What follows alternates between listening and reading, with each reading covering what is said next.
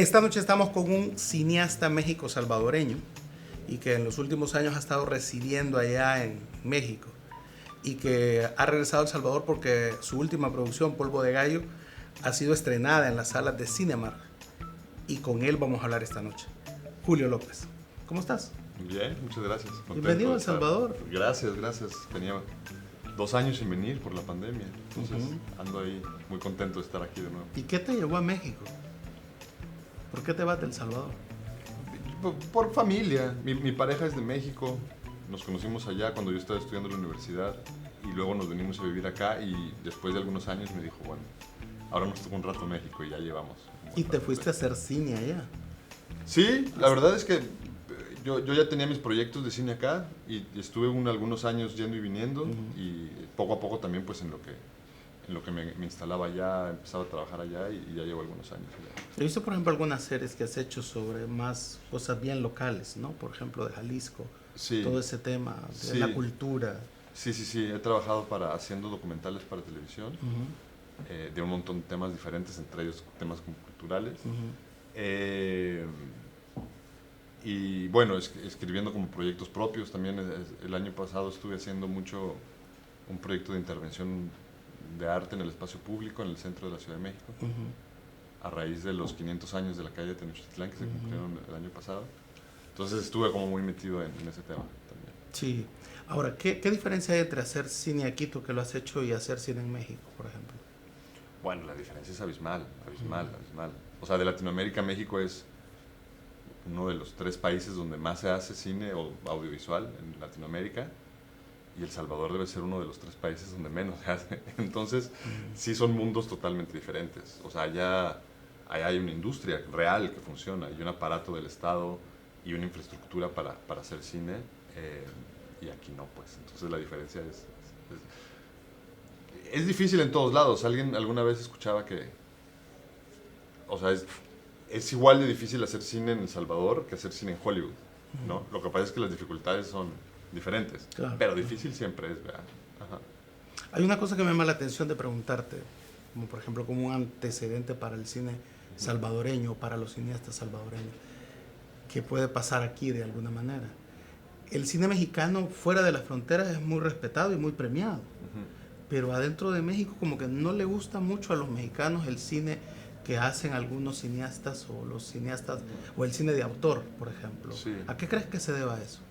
Yo no creo que es que no le guste al público, pero digamos, es el hecho de que no tenga la distribución que podría llegar a tener, digamos, la masividad de que toda la gente, todo el país lo viera, es como multicasual, hay muchas como razones detrás de eso. Definitivamente una de ellas, y tal vez probablemente de las más importantes, es la cultura audiovisual que tenemos está totalmente marcada por lo que hace el mundo anglosajón, ¿no?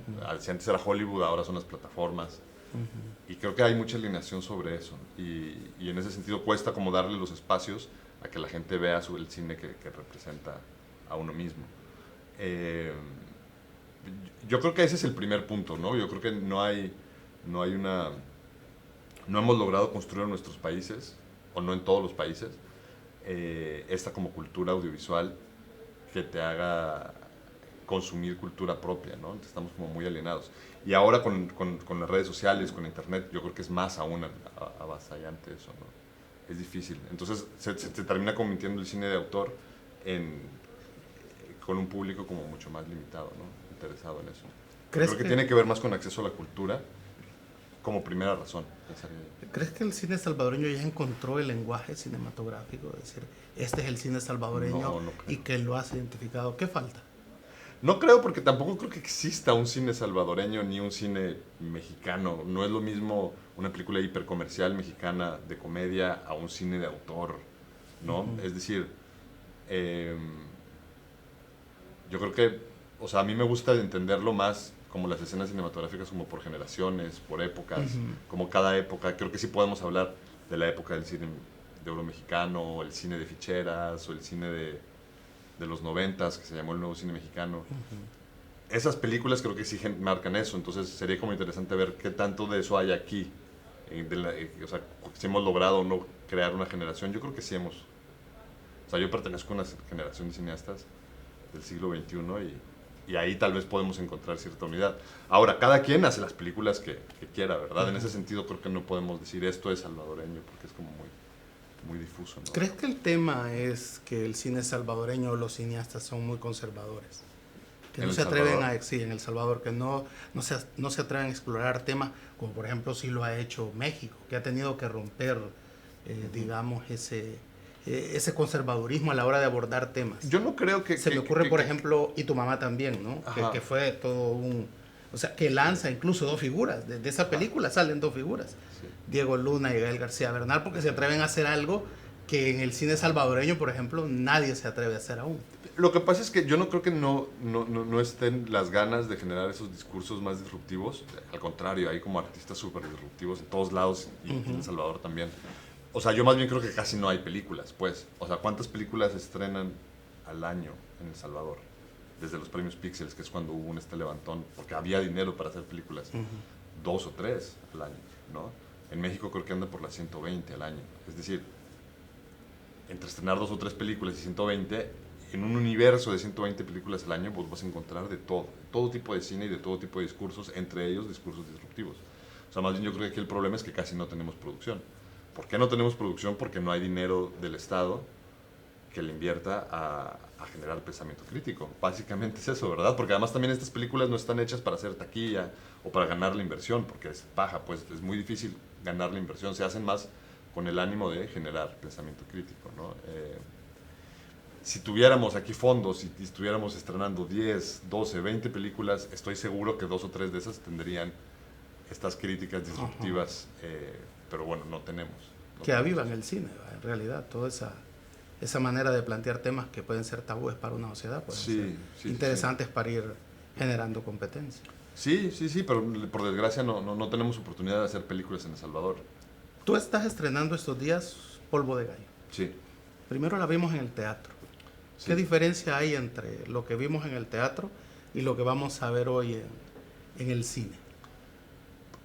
La historia es la misma, la misma personaje, la misma protagonista, el mismo recorrido, el arco dramático es igual. Creo que, aparte de las diferencias evidentes entre una obra de teatro y una peli, ¿verdad? De los lenguajes, que son lenguajes diferentes, creo que el tono cambia bastante. El tono que mis colegas de la Soro le pusieron a la obra, como muy acorde al discurso de la Soro, siempre es como más sarcástico, irónico, está como este humor negro ahí metido.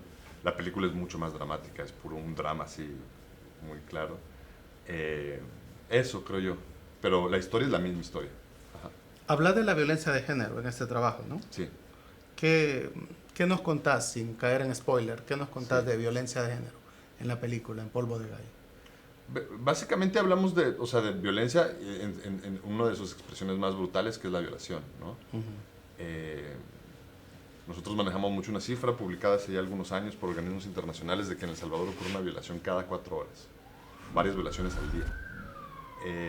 De esas violaciones a mujeres, más del 90% queda en la impunidad. Nunca hay ningún culpable de ningún tipo, ¿no? Nunca hay una persecución judicial a ningún culpable perpetrador de estos delitos.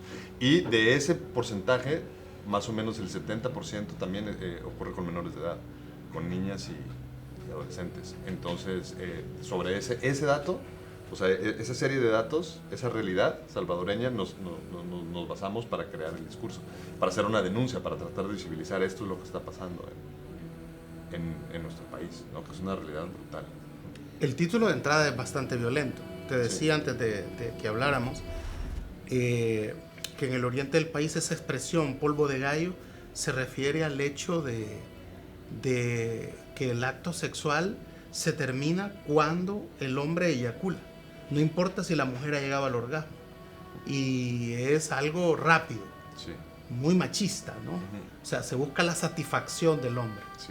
¿Cómo escoges ese digamos, verdad?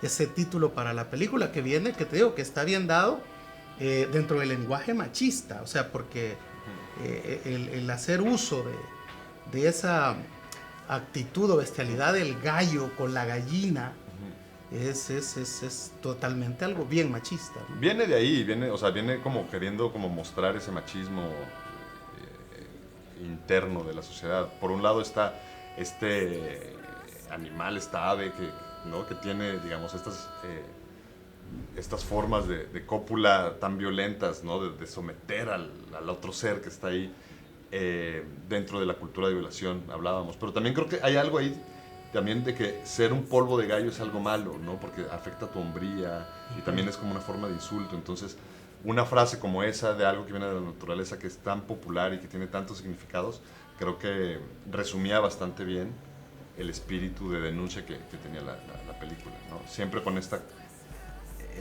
atmósfera de sarcasmo y de humor negro que te hablaba del Teatro del Azor. Las colegas del Teatro del Azor fueron las que... Alicia, creo que fue Alicia Chong la que puso sobre la mesa el nombre, porque estábamos buscando nombre y era como, es perfecto el nombre para la película porque encierra este significado de incomodidad también, ¿no? O sea, Sí, si uno conoce el significado que se le da popularmente al polvo de gallo, claro. es incómodo y la película es bastante incómoda, entonces le casaba perfecto. Sí, cuando yo vi el título y supe que iba a hablar contigo, ¿qué ha hecho Julio? Dije yo, ¿no? Como sentarse a desmenuzar el título, pero sí. está muy bien. Creo que además de fuerte es un reclamo, ¿no? Es una sacudida a la sociedad, sí. Que es lo que debe hacer el cine, ¿no? Sí. Generalmente, sí. ¿no? Sí, nosotros siempre decimos ponerle luz a una realidad brutal, ¿no? Y lo estamos haciendo a través de las artes. Es un proyecto colaborativo, digamos. Polvo de Gallo tenía como 3 objetivos muy específicos. Uno era el de producción, que era hacer una película con recursos mínimos que pueda tener alcance y participar, digamos, en circuitos internacionales, ¿no? Entonces es una película súper pequeña, bastante artesanal. Éramos 8 personas en el crew, 5 atrás de cámaras y las 3 actrices de la solo frente a cámara. Unos cuantos apoyos que tuvimos de organizaciones que apoyan el tema de violencia de género, o sea, que visibilicen el tema de violencia de género y ya. Entonces queríamos decir, bueno, si no hay fondos en El Salvador, generemos modelos de producción que nos permitan hacer cine, aunque sea muy sencillo y muy artesanal, pero que, o sea, no nos va a detener eso hacer cine, ¿no? A nivel artístico, digamos, el objetivo de dirección era crear como una especie de puesta en escena que mezclara el lenguaje de teatro con el lenguaje de cine. Entonces, trabajamos mucho técnicas de teatro para montar escenas. Y también tenemos escenas documental, porque también mezcla un poco la ficción con el documental. Y por ahí hacíamos también como secuencias de arte contemporáneo, de videoarte. Gaby Novoa, la artista contemporánea, es parte de nuestro equipo, este equipo reducido. Entonces también jugamos un poco con ese lenguaje, entonces queríamos como hacer este tipo de mezcla, ¿no? Con mucha libertad. También el hecho de no tener dinero y que no le debíamos nada a nadie, porque nadie nos había dado mucho dinero para hacerlo, nos daba como esa libertad y era como un buen proyecto para ¿Todo se filmó en México o en San Salvador? No, todo en San Salvador. Todo en San Salvador. Todo. ¿Son 3 actrices, son 3 historias? No, es una protagonista y 2 personajes secundarios. Ah, perfecto. Es la historia de Ili, se llama el personaje. Háblanos de la estética. ¿Por qué blanco y negro? Fíjate que dentro de la puesta en escena, otra cosa era también, es un homenaje al cine de los 60s. Poco antes de hacer la película, que ya la rodamos hace como 3 años, yo me había estudiado el nuevo cine latinoamericano, que es esta generación de cineastas que trabajaron a finales de los 60s en Latinoamérica, muy politizados y que hicieron se hicieron grandes películas en esa época en Latinoamérica. ¿Es ese movimiento que crea Gabriel García Márquez, por ejemplo? ¿De eso está hablando? ¿Del nuevo cine latinoamericano? Sí, creo que, digamos, él lo reseñaba, pero hay figuras como Gutiérrez Alea en Cuba, Argentino y Solanas. Esas 2 películas, hay 2 películas que yo quería hacer un homenaje a esas películas, ¿no? Una es Memorias del Subdesarrollo, de Gutiérrez Alea, y la otra es el documental La Hora de los Hornos, de Argentino y Solanas. Este grupo de cineastas, Glover Rocha en Brasil, en México también la gente que trabajó en el movimiento del 68, este equipo tenían como 2 tipos de cine. Primero, un cine de experimentación formal, es decir, jugar con ver los límites a los que llegaba, y el lenguaje cinematográfico y un compromiso, digamos, ineludible con la realidad. Eran militantes y eran tiempos de efervescencia revolucionaria muy intensa, ¿no? Los 60s. ¿Qué pasa? Que en El Salvador, por ejemplo, no formó parte del nuevo cine latinoamericano. Casi todos los países de Latinoamérica tienen por lo menos un cineasta que estábamos en dictadura militar, sí, ¿verdad? Nadie hacía cine, no se hacía. Entonces, era mal visto. Entre otras cosas, nosotros no tenemos esa cultura audiovisual de esa época. De blanco y negro. O sea, tenemos muy poquitas películas. Nosotros no hemos visto el centro de San Salvador en blanco y negro, como se ve en todas las películas de otros centros, de otras capitales. Entonces dijimos, hagamos un homenaje al nuevo cine latinoamericano, pensando como que si esta película la estuviéramos haciendo en 1968. Hay ¿no? dos elementos que quiero que me ayudes a dilucidar que vi. Por ejemplo, lo del realismo mágico. Me sigue costando lo de la ciudad. ¿Cómo se llama la ciudad? Huachinango. Que es donde pasa todo eso, Sí. ¿no? Que es una capital de un país de Centroamérica. Exacto, sí. Que si se parece a San Salvador, pues me imagino que va a ser una casualidad. ¿Esto es un guiño a Macondo? Claro, pero nosotros le decimos anti-Macondo. Anti-Macondo. Yo cuando explico Huachinango es un anti-Macondo, porque Macondo es como este lugar idealizado, bonito, que encierra el espíritu latinoamericano, y Huachinango es el lugar, digamos, que encierra el espíritu, el lado oscuro de Macondo, ¿no? Donde la violencia está institucionalizada, donde hay impunidad, donde hay autoritarismo, y eso es, pues es nuestra realidad, ¿no? En El Salvador. Claro, Entonces claro. es mostrar el lado oscuro de Macondo, y eso es Huachinango. Lo que me lleva a la distopía, por ejemplo. Es una Sí. película distópica. ¿Por qué? Sí, hay una especie, hay una especie de gran hermano que se llama El Sistema, Ujú. que además se llama El Sistema a propósito porque es ES, y así está el logo, como si fuera de El Salvador. Y el sistema, pues es un sistema opresivo que tiene la gente, digamos, en un régimen de opresión muy, muy profundo, cuya máxima expresión de esa opresión es la violencia sexual institucionalizada. Entonces, así va, de eso va la peli, ¿no? Va la peli cuando nuestro personaje se enfrenta al sistema de esta violencia sexual institucionalizada. Y para eso creamos este mundo, digamos, que no es El Salvador, pero es igual al Salvador, y se ve El Salvador y hablan como El Salvador. En realidad estamos hablando del Salvador. Pareciera. Sí, o sea, estamos hablando del Salvador, pero nuestra intención era hacer una antifábula para mostrar una realidad. Si vamos a hablar de ese tema y hablar de las cifras que te comentaba hace rato, no hablarlas en lenguaje documental, sino que en lenguaje artístico, y creamos como este mundo y para hablar de una realidad real, pues, para hablar de algo que está pasando. Ya existe Huachinango también, ¿vea? Ya es como ciudad gótica o qué sé yo, entonces ahora siempre hemos pensado que, bueno, tal vez podríamos seguir haciendo películas que ocurran en Huachinango porque es el personaje, este mundo que creamos, y ahí está Huachinango. Y ahora bien, se ha estrenado en Cinemark Sí, y vas a estrenarla de manera también digital. sí. La idea es, una vez terminado el ciclo de salas, de salas comerciales, la queremos liberar en internet. ¿Y cómo podemos hacer para verla? Entiendo que va a estar habilitado unos días de forma gratis, Sí. solo para El Salvador. Sí, exactamente, sí. Nosotros... ¿Cómo nos enteramos cuando eso sea para que Sí. quienes nos ven ahorita en Nuestra Canal productora 10? se llama Kuma. Kuma. Y están las redes sociales de Kuma. Estamos Kuma Cine se llama, digamos. Es la forma de encontrarlo ¿Están en internet. Facebook? Facebook, Instagram. Instagram, YouTube y en el sitio kumacine.com. Ahí la vamos a liberar. Entonces, si la quieren ver a lo largo del mes de abril, cuando la liberemos, que todavía no estamos seguros bien qué día exacto de mediados de abril, en Kuma Cine la van a encontrar. Ahí va a estar disponible. Perfecto. Sí. ¿Y en qué más estás trabajando? ¿Qué más vamos a ver? Pues para El Salvador estamos ahora escribiendo dos películas más. En una retomamos de nuevo memoria histórica, que es una línea de trabajo que yo he trabajado mucho tiempo con varios proyectos. Estamos haciendo de nuevo una película sobre memoria histórica del conflicto armado, y estamos haciendo otra película, escribiendo otra película como del paso de los 90s, de cómo fue que dejamos la guerra civil y nos metimos a otra dinámica de violencia social, que es la que estamos viviendo ahora. Un poco como hablar de esos años, de cómo fue ese tránsito, ese pase de estafeta entre las generaciones. Así que, pues nada, ahí, inventando a ver qué logramos hacer. Perfecto. Un gusto tenerte aquí en Cine Libertad. Muchísimas gracias. Espero que no sea la encantado. última y seguir viendo más trabajos tuyos. Aquí estaremos. Muchísimas Te regresas gracias. a México, me imagino. Sí, vuelvo a México, pero ahora que ya estamos, después de pasar lo más fuerte del encierro de la pandemia, estamos retomando nuestro plan de trabajar en conjunto, llevar proyectos de acá para allá, de allá para acá, y estar moviendo gente y demás. Así que, bueno, estamos otra vez ya en ese trabajo. Un gusto tenerte aquí. Muchísimas gracias. Ok. Bueno, y al regresar hablaremos de Danzando en la Oscuridad, de Lars von Trier.